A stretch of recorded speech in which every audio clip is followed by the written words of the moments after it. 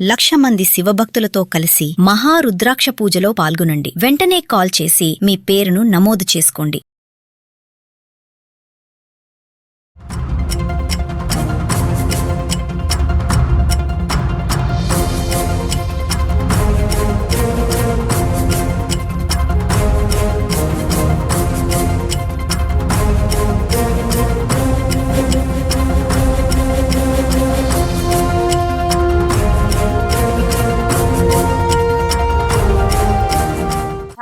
Alias largest digital media network Suman టీవీకి స్వాగతం. ప్రస్తుతం మనతో ఉన్నారండి motivational speaker and language trainer Vijaya Bangaru Amma. So కోయంబత్తూరులో జరిగిన ఐజీ రమ్య గురించి అందరికీ తెలిసిందే. అంటే దీన్ని మనం అసలు ఎందుకు ఇలా ఉండాలి, ఎక్కడ ఎలా ఉండాలి అనేది అందరూ తెలుసుకోవాల్సిందే. పోలీసులు అయితే నవ్వకూడదా, లేకపోతే ఎవరు నవ్వకూడదా అంటే నవ్వకూడదు. సిచ్యువేషన్ బట్టి ఎక్కడ నవ్వాలి, ఎక్కడ ఏడవాలి అనేది తెలియకపోతే మనలో మానవత్వం నశించినట్లే కదా. సో దీని గురించి అమ్మని అడిగి తెలుసుకుందాం. అమ్మ నమస్తే. అమ్మ నమస్తే. ఐజీ రమ్య, నిజంగా ఆ వీడియో మీరు ఎన్నిసార్లు చూసినా కూడా అన్నిసార్లు చిరాకు కోపం వస్తుంది. అవునండి. మీ క్యాడర్ ని పక్కన పెడితే ఒక ఆడవాళ్ళుగా, మనం ఒక సాటి ఆడదానిగా, ఒక తల్లి బిడ్డను అన్యాయంగా పోగొట్టుకుంటే అంతగా ఎందుకు అది నువ్వు ప్రెస్ మీట్ స్టార్ట్ అవ్వకపోయినా అమ్మా, వన్స్ నీ దగ్గర అందరు ఉన్నారు, మీడియా అంతా ఉంది, నువ్వు ఎక్కడికి వచ్చినట్లు? మనం ఒక చావింటికి వెళ్ళి నవ్వితే ఎట్లుంటదమ్మా? అంతే కదా. ఇప్పుడు అక్కడ అంత భయంకరమైన ఘటన జరిగిన చోట మీరు ఇలా నవ్వడం అసలు కరెక్ట్ కాదు. ఎందుకు ఇలా బిహేవ్ చేస్తారు? వీళ్ళను సమర్థించే బ్యాచ్ కొంతమంది ఉంటారు. నవ్వకూడదా అంటే ఇలాగే ఉండాలా? ఎందుకు నవ్వుతారు? నవ్వకూడదు అని చెప్పట్లేదండి రాధ గారు. ఇక్కడ రాసే కమెంట్స్ రాసేవాళ్ళు నవ్వకూడదా అని అడుగుతారు. నవ్వకూడదు, కానీ ఎప్పుడు నవ్వాలి, ఏ సందర్భము, మనం వచ్చిన సందర్భం ఏంటి, అక్కడ జరిగిన ట్రాజడీ ఏంటి అనేది ఇంపార్టెంట్ కదండి. నవ్వకూడదా? పోలీసు వాళ్ళకి హక్కులు లేవా? వాళ్ళకు కూడా ప్రైవేట్ లైఫ్ ఉంటుంది. ఎస్, ప్రతి ఒక్కరికి ప్రైవేట్ లైఫ్ ఉంటుందండి. మీకు, నాకు, ప్రతి ఒక్కరికి ఉంటుంది. కానీ ఆ సమయము సందర్భాన్ని బట్టి కదా మనం బిహేవ్ చేస్తాం. మీ ముగ్గురు ఆఫీసర్స్ చాలా మంచి హ్యాపీ మూడ్ లో ఉన్నారు. అలాంటప్పుడు మీరు ముగ్గురు ఒక రూమ్ లో కూర్చొని చక్కగా మీరు ఎంజాయ్ చేయండి. చక్కగా మీరు ఒకరినొకరు షేర్ చేసుకోండి. ఒక ఆయన ఫోన్ చూసుకుంటారు, ఒక ఆవిడేమో గోర్లు గిల్లుకుంటది, ఒక ఆయనేమో ఇంకో చూసింది చెప్తున్నాడు, ఇంకొక ఆయన ఫోన్ మాట్లాడుతున్నారు ఆ ముగ్గురులో.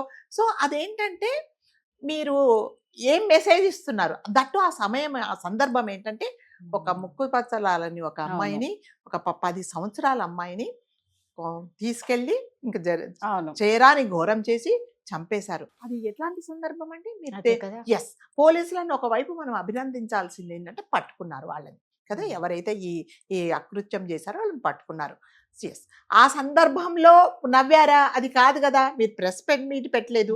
అంత పగలబడి అసలు అంటే ఏదో ఒక కామెడీ సీన్ చూసినట్టు, ఏదో ఒక బ్రహ్మానందం గారి సినిమా చూసినట్టు, లేకపోతే ఒక పెళ్లి సందర్భానికి వచ్చినట్టుగా, లేకపోతే నీ ప్రియ నేస్తాలందరూ కలిసేసి అదే మీ చిన్నప్పటి సంగతులన్నీ కదా అలా చేయడం అనేది చాలా తప్పండి. సో ప్రతి దానికి రాధ గారు ఒక సమయము, ఒక సందర్భము అని. ఎస్, మనం పెళ్లికి వెళ్తాం, చక్కగా అందరు జాలీ మూమెంట్ లో ఉంటారు, అందరము చాలా ఇది. ఎవరో వచ్చి మధ్యలో ఏడుస్తూ కూర్చుంటే ఏ నీకు బుద్ధి లేదా, అందరూ శుభమాని పెళ్లి చేసుకుంటుంటే ఏడుస్తావేంటి అని అంటారు. అట్లాగే ఒకరు బాగలేనప్పుడు, ఒక హాస్పిటల్కి వెళ్ళినప్పుడు చూసినప్పుడు మన డ్రెస్సింగ్ కూడా చాలా ఇంపార్టెంట్. ఎలా వెళ్ళాలి ఏంటి అనేది కదా. పరామర్శకు వెళ్తాం, వెళ్ళినప్పుడు ఎలా వెళ్తామంటే అంటే నిజంగా ఎదుటి వాళ్ళు వాళ్ళు బాధపడతారు, నేనెందుకు బాధపడాలి? ఎస్, నువ్వు వెళ్ళే సందర్భం ఏంటంటే వాళ్ళని పరామర్శించడానికి వెళ్తున్నావు కాబట్టి ప్రతి దానికి అంటారు కదా, సమయము సందర్భము చూసుకొని మనం మాట్లాడాలి, మనం ప్రవర్తించాలి, మన డ్రెస్సింగ్ సెన్స్ కూడా అలాగే ఉండాలి.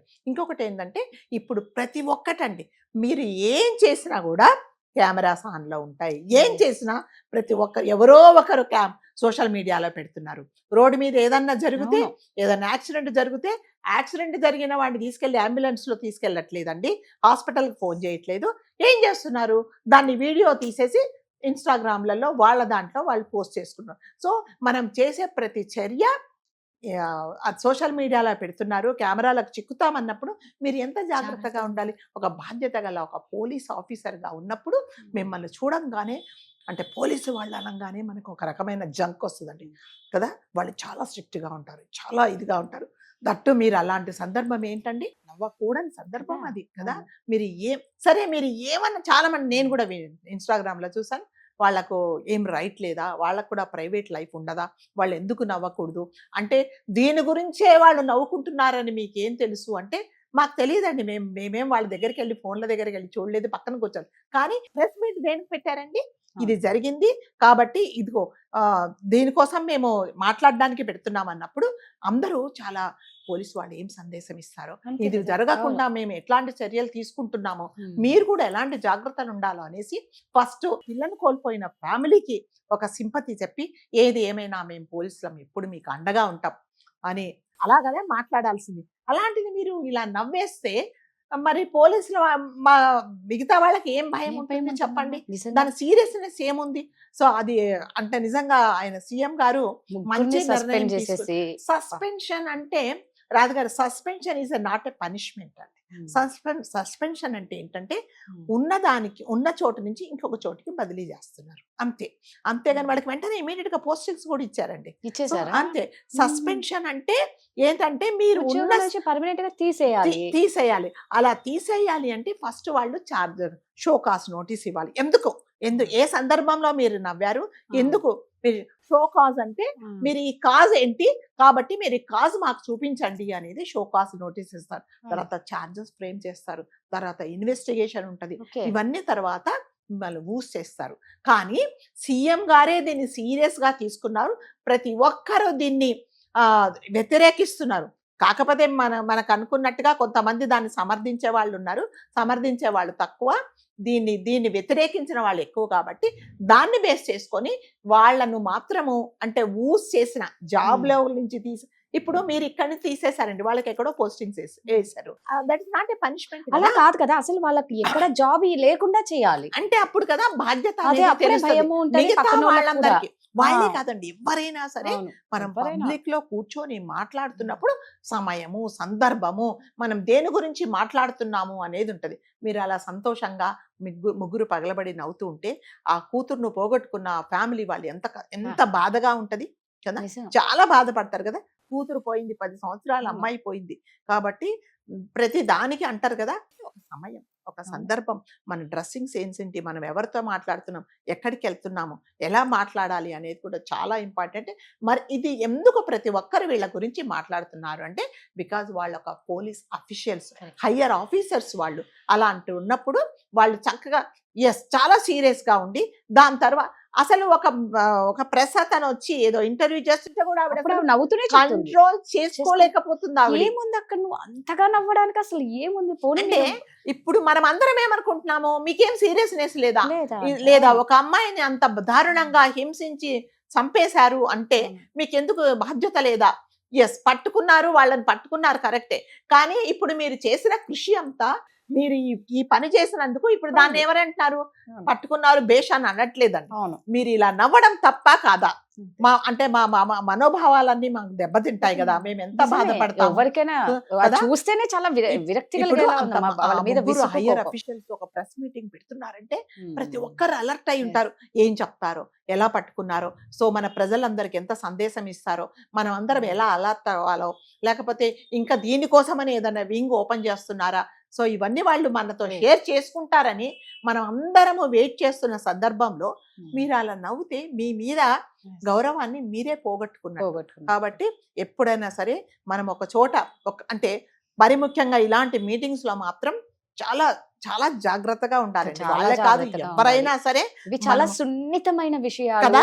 అది ఆ. నిజంగా ఒక తల్లి తండ్రికి కడుపుకోత అలాంటి చోట నేను నవ్వుకోవడం అనేది ఇది అంతే correct కదా. కాదు. ఇప్పుడు ఎవరో చనిపోయారు, మనం ఆ. ఎలా చనిపోయాడండి నవ్వుకుంటూ అని పలకరిస్తారా? నవ్వుతామా? కాదు కదా. అయ్యో కాలు ఇరిగిందా, అరే భలే గాలి ఇరిగిందే అని అనం కదా అన్నాం కదా, మనము. అదే సో కదా. మన వాయిస్ లోనే తెలుస్తుంది, మన ముఖ కవళికల్లోనే తెలుస్తుంది, మన బాడీ లాంగ్వేజ్ లోనే తెలుస్తుంది. వీళ్ళు అంటే మనమేం దానికోసము కళ్ళ వెంబడి నీళ్లు అవసరం లేదు. కార్చేసి ఏడవక్కర్లేదండి. మనం మాట్లాడే దాంట్లోనే మనము ఎంత బాధపడుతున్నామో అనేది తెలియాలి. తెలియాలి. కాబట్టి ఏది ఏమైనా మనం వాళ్ళని తప్పు పట్టట్లేదండి. ఇక మీదటైనా అంటే ప్రతి ఒక్కరు ఎవరైతే మీరు పబ్లిక్ ని అడ్రస్ చేస్తూ మాట్లాడుతున్నారో, ఈ సందర్భమే కాదు ఏ సందర్భంలో అయినా కూడా చాలా జాగ్రత్తగా మాట్లాడాలి. సో మనను 1000 కళ్ళు మనని మన అబ్జర్వ్ మీదే ఉంటాయి. చేస్తున్నాయి. Yes. 1000 కళ్ళు, 1000 కెమెరాలు, ఉమ్. 1,00,000 కెమెరాలు కూడా అబ్జర్వ్ చేస్తున్నాయేమో మనకు తెలీదు. మనం చేసే ప్రతి చర్య, ప్రతి ఒక్కటి మన గురించి సోషల్ మీడియాలో Right. పెడతారు, పోస్ట్ చేస్తారు కాబట్టి చాలా జాగ్రత్తగా ఉండాలి. చాలా చక్కగా చెప్పారు. Thank thank you.